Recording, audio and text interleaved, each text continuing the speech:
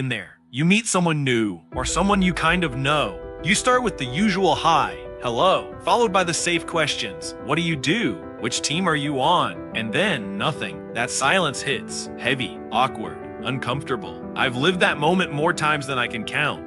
At work, at weddings, talking to distant relatives I haven't seen in years, even standing next to a complete stranger in a social setting, wishing the conversation wouldn't die. And for the longest time, I thought something was wrong with me. I blamed myself for being shy, for not being confident enough, for being bad with people.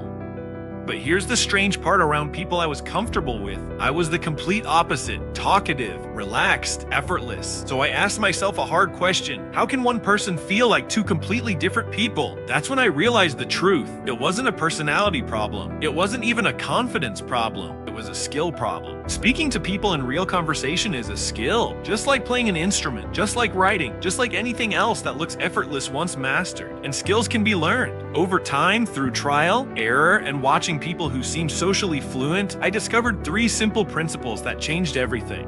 First, ask intentional follow-up questions. When someone tells you something about their life, don't let it drop. Dig gently, not because you care deeply about the topic, but because you care about the person. Conversation doesn't flow because of clever words, it flows because of curiosity. Questions remove silence. Questions create momentum. And the person asking them usually controls the direction. Second, listen more than you speak. Real listening, not listening while preparing your reply, not waiting for your turn to talk, just listening. Because when you truly hear someone, the next question becomes obvious, and suddenly the conversation feels natural instead of forced. Third, find common ground.